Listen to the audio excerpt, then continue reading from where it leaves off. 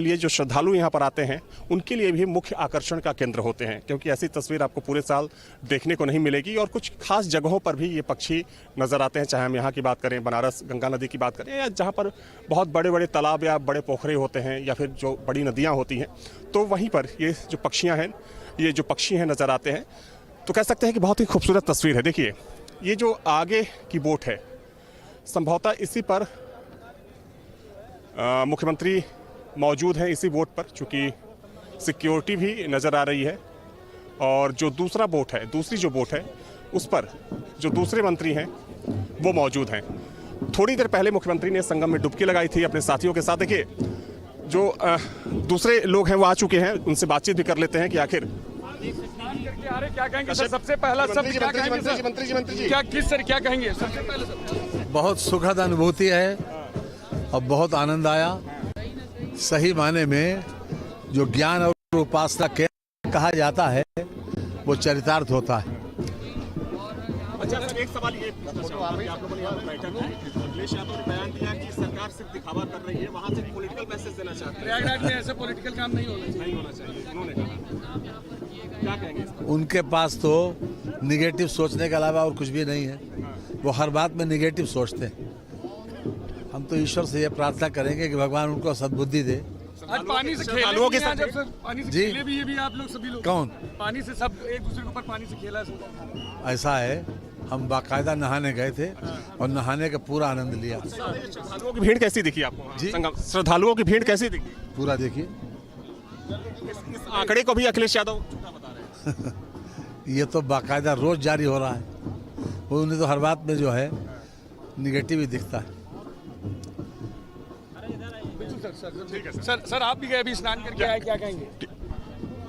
आज का दिन कम से कम मेरे जैसे लोगों के लिए बहुत ऐतिहासिक दिन है।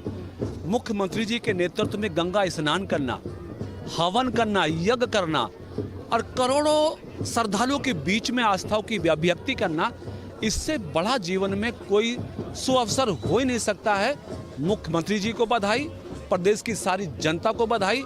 इतने वृहद आयोजन को इतने व्यवस्थित तरह से करने का जो काम हमारी सरकार ने किया है, इतिहास इसको याद रखेगा। अखिलेश यादव बोल रहे हैं कि आप लोग दिखावा कर रहे हैं, वहां पर एक धार्मिक जगह पर पॉलिटिकल मैसेज देने की कोशिश की जा रही है। अखिलेश यादव जी की पार्टी राम भक्तों पे गोलियां चलवाती है, राम लला की प्राण प्रतिष्ठा का विरोध करती है।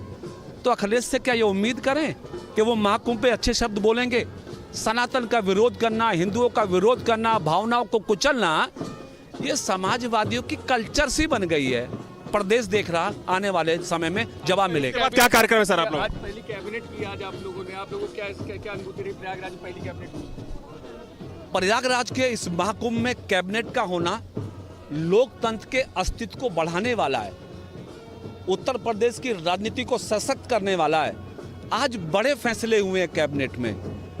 जो गंगा एक्सप्रेसवे पहले मेरठ से प्रयागराज तक था, उसका विस्तार किया गया है, सोनभद्र तक ले जाने का प्रस्ताव पास हुआ है। उसको पूर्वांचल एक्सप्रेस से जोड़ने का प्रस्ताव पास हुआ, यानी उत्तर प्रदेश को कनेक्टिविटी की दृष्टि से एक साथ जोड़ने का बड़ा फैसला हुआ है।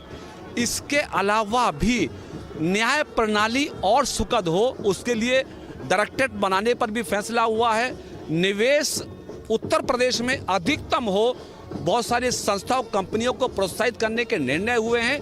तो आज की कैबिनेट उत्तर प्रदेश के समग्र सर्वांगीण विकास के लिए बहुत बड़ा मैसेज देने वाली है। क्या कार्यक्रम है आप लोगों का? अब इसके बाद चूंकि अब भोजन करेंगे, भोजन का समय है, और उसके बाद क्या कार्य योजना बनती है उसके बारे में आपसे बाद में बात करेंगे। थैंक यू जी। तो देखिए नरेंद्र कश्यप थे, बीजेपी ओबीसी मोर्चा के प्रदेश अध्यक्ष भी हैं और साथ में पीछे देखेंगे सरकार में मंत्री भी हैं। इन्होंने कहा कि बहुत सुखद अनुभव रहा। और देखिए देखा जाए तो ये कह सकते हैं कि चूंकि जो तमाम मंत्री हैं वो अब यहाँ पर आने शुरू हो गए हैं। देखिए मुख्यमंत्री की जो बोट है वो भी यहाँ पर आ गई है, मुख्यमंत्री इस पर सवार हैं और साथ में कुछ दूसरे मंत्री भी हैं। संभवतः स्वतंत्र देव सिंह इस बोट पर हैं, दिनेश प्रताप सिंह जो रायबरेली से हैं, असीम अरुण जो पहले आईपीएस ऑफिसर हुआ करते थे, अब सरकार में मंत्री हैं, वो आपको इस बोट पर नजर आ जाएंगे। तो ये तमाम लोग अब चूंकि देखिए यहाँ से सीधे त्रिवेणी संकुल जाना है सभी लोगों को, और वहाँ पर दोपहर का भोजन होगा, और उसके बाद जैसा कि नरेंद्र कश्यप ने कहा कि उसके बाद की जो कार्य योजना है वो तैयार की जाएगी। तो ये सीधी तस्वीर आपको हम दिखा रहे हैं, संगम तट की तस्वीर है। दूसरी तरफ चूंकि अरैल घाट पर हम लोग मौजूद हैं, मुख्यमंत्री ने थोड़ी देर पहले अपने साथियों के साथ यहाँ पर स्नान किया, और अब मुख्यमंत्री वहाँ से संगम तट से यहाँ पर अरैल घाट पहुँच चुके हैं, यहाँ से अपने मंत्रियों के साथ जाएंगे। लेकिन देखिए कह सकते हैं कि बहुत अलग तस्वीर होती है जब पूरी सरकार एक साथ नजर आती है, वो भी एक धार्मिक आयोजन में, एक ऐसे आयोजन में जिस पर दुनिया की नजर हो, जिस आयोजन में करोड़ों लोग आते हैं श्रद्धा भाव से आस्था की डुबकी लगाने, क्योंकि ऐसा कार्यक्रम, ऐसा आयोजन दुनिया में शायद ही कहीं होता हो। इसीलिए इसको महाकुंभ कहा गया है, जहां आस्था का समागम होता है, अलग अलग संस्कृतियों का समागम होता है, लोगों का समागम होता है, संतों का समागम होता है। तो ये तस्वीर बेहद खास होती है।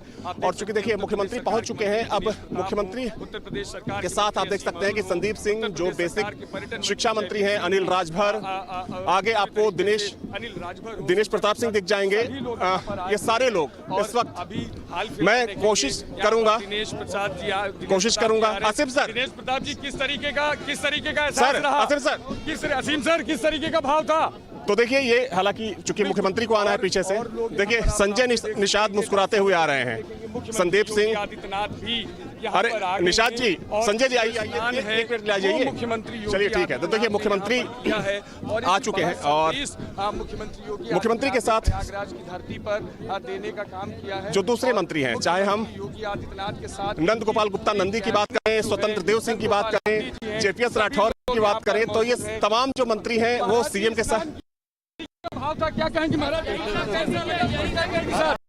आधार महादेव, तो ये देख सकते हैं। देखिए मुख्यमंत्री जा चुके हैं, और जो दूसरे मंत्री हैं वो अब यहाँ पर पहुँचने वाले हैं।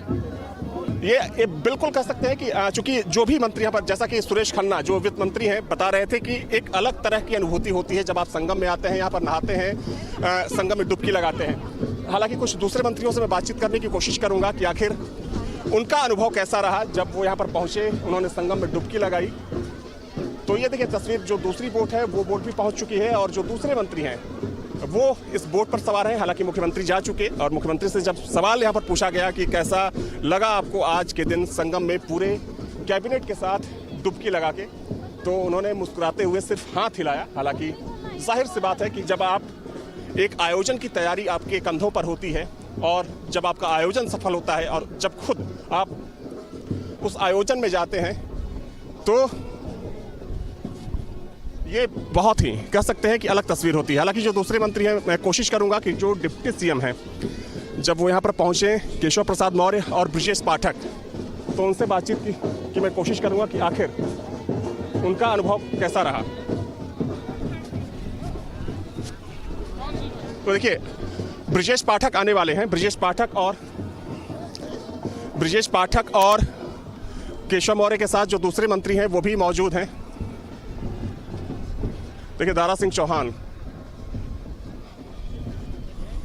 देखिए ओम प्रकाश राजभर आ रहे हैं पीले कुर्ते में। आज इनको मुख्यमंत्री आपको ढूंढ रहे थे आज। ये ढूंढना चाहिए किसी न किसी को। अच्छा बताइए कैसा रहा अनुभव आपका? ठीक रहा, बढ़िया रहा। अच्छा मजा आया नहाने में?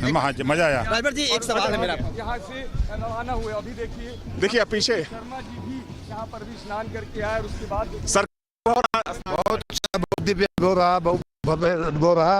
अब आप सबको भी मैं कहूँगा कि आप लोग भी स्नान कर लीजिए। स्नान सर हम लोग कर चुके हैं, दोबारा कर लेंगे।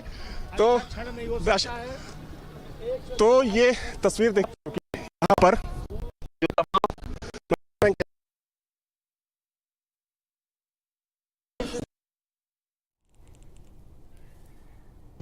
इससे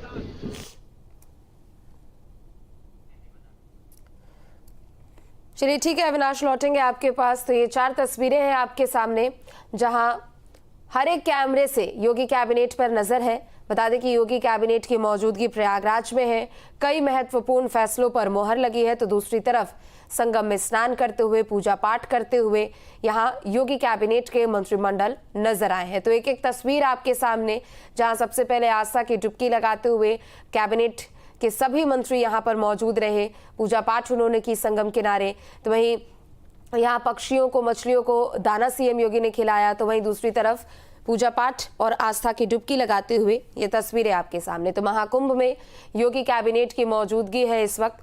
बता दें कि एक तरफ महत्वपूर्ण फैसले लिए गए, कई फैसलों पर मुहर लगी है, तो इसके अलावा अब चूंकि अब कार्यक्रम की हालांकि समाप्ति होने वाली है, भोजन कार्यक्रम होगा और उसके बाद एक एक करके सभी लोग लखनऊ के लिए रवाना हो जाएंगे। लेकिन प्रयागराज में योगी कैबिनेट की इस वक्त मौजूदगी है और एक बड़ा संदेश यहां से देने की कोशिश की गई है और सभी मंत्री यहां पर प्रफुल्लित नजर आए। ऐसा लग रहा था कि वो काफी लंबे समय से इस अवसर का इंतजार कर रहे थे और आखिरकार 22 जनवरी की ये तारीख चुनी गई। योगी कैबिनेट की बैठक प्रयागराज में की गई। चौथी बार राजधानी लखनऊ से बाहर योगी कैबिनेट की बैठक आयोजित की गई और प्रयागराज में ये दूसरी बार बैठक है कुंभ मेला क्षेत्र में, लेकिन ये पहली बार बैठक है और इस बैठक में बड़े फैसले यहां पर लिए गए हैं और इन फैसलों के जरिए न सिर्फ प्रयागराज, चित्रकूट, बनारस, मिर्जापुर बल्कि पूरे प्रदेश के विकास को रफ्तार लगने वाली है। कई महत्वपूर्ण प्रस्तावों पर मुहर लगी और सीएम योगी ने प्रेस ब्रीफिंग करते वक्त ये जानकारियां भी साझा की, चाहे वो विंध्य एक्सप्रेसवे को मंजूरी मिली हो, बुंदेलखंड एक्सप्रेसवे को गंगा एक्सप्रेसवे से जोड़ने की बात यहां पर रखी गई हो, या फिर SCR के तर्ज पर प्रयागराज और चित्रकूट का विकास यहां पर करना हो। इसके अलावा एक धार्मिक सर्किट जिसमें 7 जिले शामिल होंगे, उनके जरिए एक धार्मिक सर्किट यहां पर बनाई जाएगी। PPP मोड पे 3 मेडिकल कॉलेजेस और खुलेंगे, बागपत, हाथरस और दूसरे यहाँ जिले में भी यहाँ पर कॉलेजेस खुलेंगे। इसके अलावा अगर हम बात करें तो 3 नगर निगमों का बॉन्ड भी जारी किया जाएगा, जिसमें प्रयागराज, वाराणसी और आगरा है। तो तमाम बड़े फैसले जिन पर योगी कैबिनेट की मुहर लगी है और तस्वीरें भी हैं आपके सामने। तो योगी कैबिनेट की गंगा जमुना सरस्वती की त्रिवेणी संगम पे डुबकी लगाई। हम सभी पावन जल में डुबकी लगा करके धन्य हुए और माँ गंगा जमुना से प्रार्थना है, त्रिवेणी से प्रार्थना है कि हमारे राज्य को प्रगति की तरफ ले जाए, देश को प्रगति की तरफ ले जाए और हम सबके जीवन में उजाला करें। क्या मैसेज एक बड़ा